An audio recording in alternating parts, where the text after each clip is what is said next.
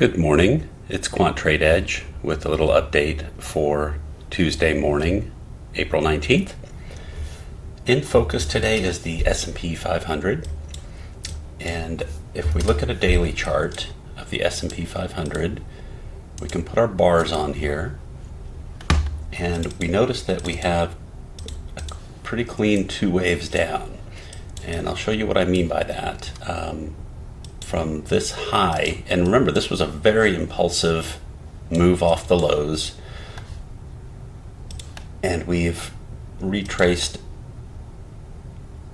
about 50%. We didn't get to 61.8, retraced about 50%. I wonder if we do it off the absolute low, looks even cleaner. But the point is, these two-wave patterns are powerful, and now here, this is a hoagie, so we're considering this the same down wave pretty much all the way to here, because this is also a hoagie right here.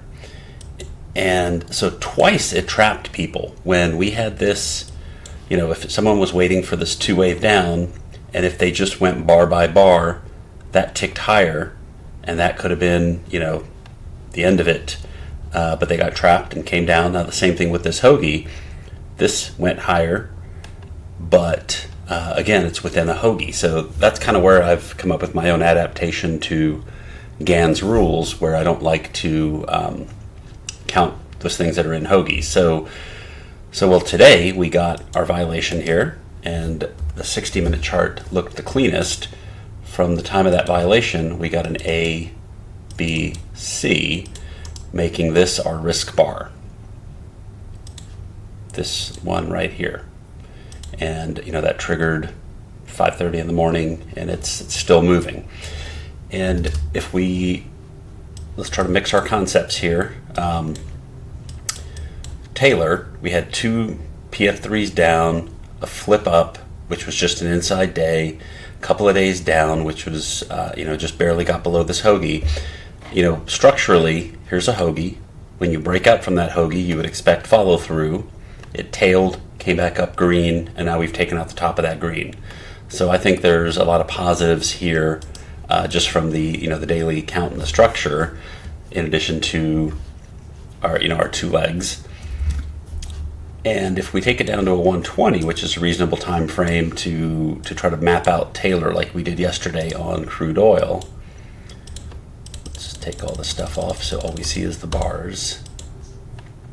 We don't even need the ROC anymore.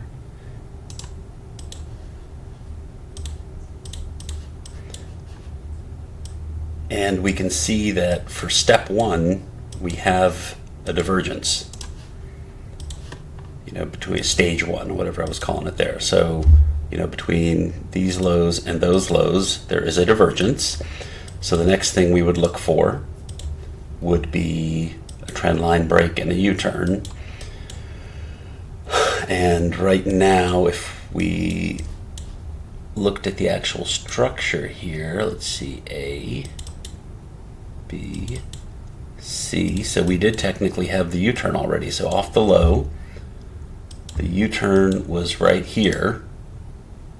And this is what I meant by they can happen in different orders. So we already got that U-turn. Now we have a pullback, and next we'll have the assault of the trend line here. And let's just see if the MACDs have already started rolling in the right direction.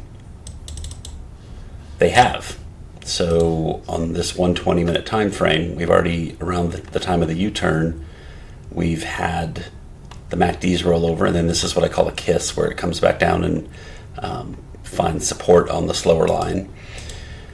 So yeah, everything's, this is kind of an early entry to the long trade. It's got all the characteristics of the Forex trade on the 60-minute chart. That was just from here. This ABC down is what gave us the entry on the, based on the rules of the Forex trade. But then just watching it within its Taylor rhythm, it's still a little early. We have a divergence. We do have a U-turn. We want to see this trend line get taken out.